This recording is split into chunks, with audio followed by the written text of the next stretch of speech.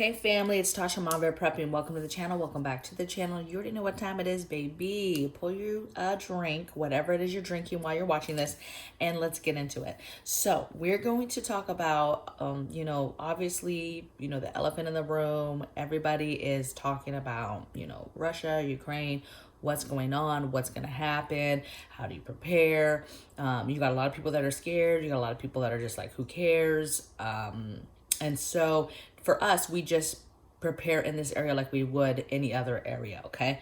And what I'm going to do is I'm going to kind of show you how you break it down, because really it becomes, what is the enemy's course of action? What do we expect them to do that would directly affect you and your family, right? War is war. There's all types of big picture things that will happen, that could happen, that you can prepare for. But it's really, what do we think that they're going to do that directly will be pointed towards us, the United States, or other countries? If you're watching from a different country and you're like, listen, I'm worried about this as well, okay? So think about it from that stance, and where, what they would do, what their allies would do, and how that affects us directly in our home, okay? So I've got my number one tip, or my thought process when I think about that. I'm going to tell you what I think you can expect. These are the things that I'm expecting that could directly affect me. And then of course, tips. Okay. So my thought on this is, you treat this like, you treat enemy's course of action like symptoms, right? Something's wrong with you, you have an ailment, and you treat the symptoms. When you're sick, you're not feeling well, you treat the symptoms of what's going on with you, and then you prepare by getting those things so that you can overcome what is happening to you, right? By identifying each of the symptoms and then treating them. It's no different than that, really, right? I think about the specific things that they could do to us, that they may do to us, that I've heard that they could do to us, their capabilities, and then you prepare for each of those symptoms or things, right? So let's get into it. I think that we've been talking about this for a while, and that's to expect interruptions, right? Interruptions in the way of our utility systems, right? Our utility companies. So you guys, that could be a lot of things, right? Utilities could be water, could be sewer systems, could be the power grid, obviously, could be something like internet and cyber attacks against different websites and entities. It could be against your, our banking system. It could be against our comms, satellites, any kind of other communications, right? That's the stuff that they could interrupt, right? That they could cause concern for us if they go cyber attacking certain stuff. So you have to prepare for grid down. You have to prepare for, if you're on the city sewer, what you would do if all of a sudden that was compromised. Water. So power and water to me are two of the biggest that, if they go after, is a really, really big deal. Because a lot of times with water, if something gets through the systems and the fail safes and all that stuff, if something gets through, people could potentially get very, very sick of certain things. And we've already had a couple of hacks, you guys, if you didn't know, over the last few years, to water systems, but it was caught. But if it would not have been caught, people would have been hurt, okay? So your water, you should be super, super diligent with your drinking your water in your home. You should be filtering it like crazy. Have the things to prepare to boil it on notice if you get a boil only notice, okay? Have those things ready to go. Have your burners, have your outside burners. Know how you're gonna boil that water and that you have the pans to do so, okay? And then you've got to get you a good size filtering system. That should be now, just right now, every day you should have that, right? Never trust the water 100%, okay? But it's scary. It's very scary. And power will be another one. But again, on this channel, we prepare for that all day, every day, right? Is grid down, and what do you need for grid down? I think you could see interruptions in food and gas, both either from two fronts. Either prices are going to increase, which they already are. So that's going to happen for sure. Food, water, basically anything, gas, but food and gas in particular, those prices are going to go up, and or we could see shortages later, okay, as things develop.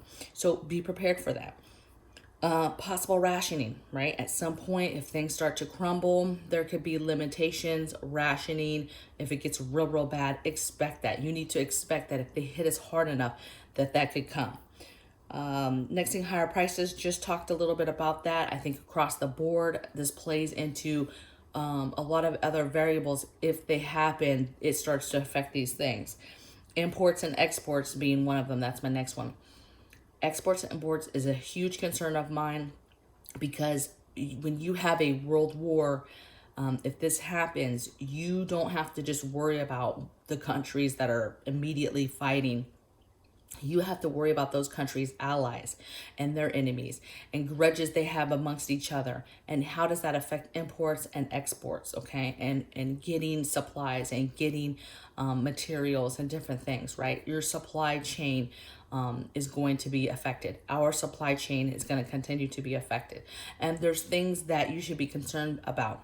I'm highly concerned about meds. When it comes to any kind of war and it comes to any kind of imports, exports, we get a lot of our stuff, and the pieces from China and India. And China, all the whisperings that they're aligned with Russia.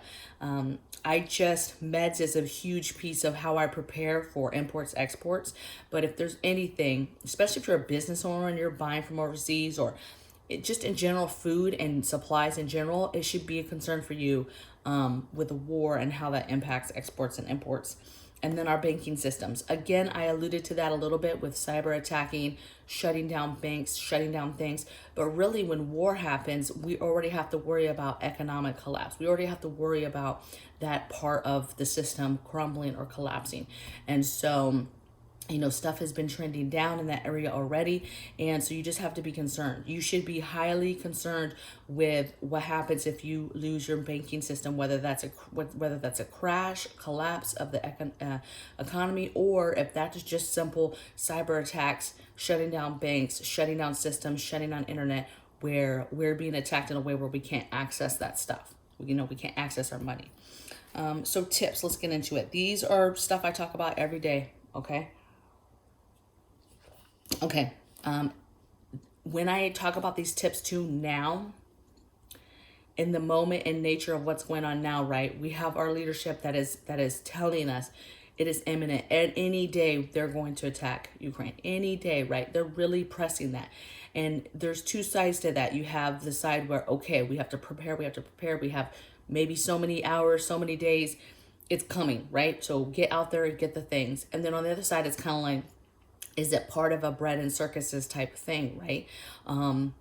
Whether it happens or not, but is there something bigger that is around the corner? And while our eyes are on this, something else is happening behind the scenes. So you have to kind of be thinking both sides. However, these are the things you need to be every day we wake up and we make a conscious urgency type effort in these areas and in these things, because we are listening to them saying, hey, it's imminent, it's coming. But we're also doing these things because what if that doesn't happen, or it happens, but it's not the end of the world and something more pressing happens, okay? So topping gas every day. Not playing around. We're not taking it down to a half tank. We're not taking it down to 3-4. We're topping off every day. We're just making sure, conscious effort, that we're filling the tanks and that we're getting gas every time we can.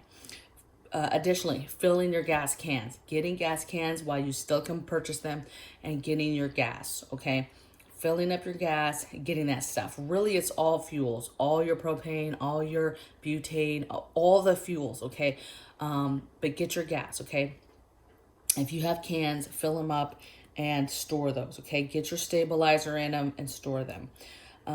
Topping off food, right? Every single day, being diligent, really looking at your preps, taking a minute to organize an inventory and really look, where are my holes at? What do I still need? What do I not have at all? And I need to continue to get and or top off, right? I'm making sure I usually go once a week. We usually go a couple weeks to check shelves. I usually go at least once a week to top off what I call fresh stuff. Fresh bread, fresh butter, cheese, milk, creamer, fresh fruits and vegetables, right? we're doing that on a weekly basis. I'm doing that a couple times a week. Okay, I'm not letting that dwindle down. You know, we normally get that and then we let it dwindle down, and then the next week we're staying up on that stuff as much as possible. Okay. Let's see. So food, top off water. Be thinking about your water situation. Continue to push that, you guys. Continue to get your containers, whether you're catching water outside, whatever you're doing, continue to do that. That needs to continue to be a priority. Get meds. Meds is a big issue, like I said, because of my concern about imports and exports and how that will affect us overall. But specifically meds for me is what I'm prepping and what I'm preparing for.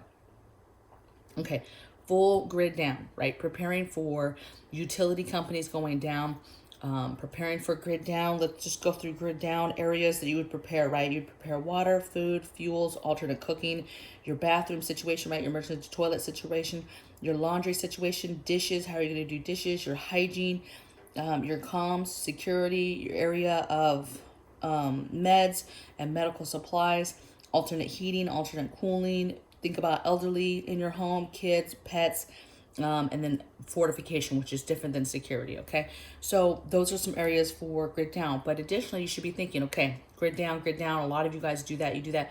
But have you prepared for, no water or a boil only notice, or could be water and it's like a no, you cannot drink it at all out of the tap, boil or not. Like there's just something major happens. There's just like, it's so compromised, right? So be thinking through water's compromised. Where are you guys getting your water from? How are you drinking safe water? Have a way to boil water. Have a way now to filter water. Make you a large filtering system out of a couple pans or a couple buckets. If you can't get a Berkey or Alexa, get that stuff now so that you can get you a good size water filtering system, okay? And the next thing I have is pull cash. Really, you should already have been working on this, but you need to be slowly keeping cash. I've had a couple people ask me, should we be taking our money out of the banks? What should we be doing? My concern is, we're still working through our banking system for our larger purchases and everyday purchases. But I am being a little bit more diligent and taking out more and more, okay? I'm continuing to try to take out cash, right? And then when you can, buying things with cash. Take out cash and go shopping with the cash, not using your card, okay? So we're still on the grid as far as, automatic bill payments and things like that, right? Paying the mortgage, paying things like that. But think it through and be getting that cash and have some small bills set aside, okay?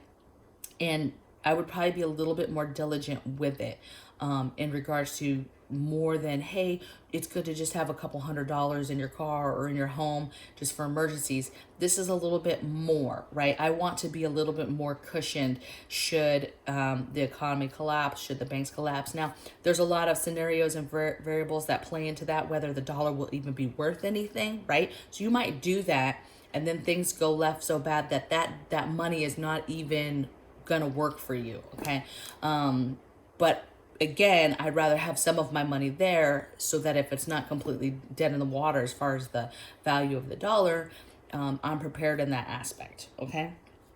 I hope you guys are doing well. I hope this is not too heavy.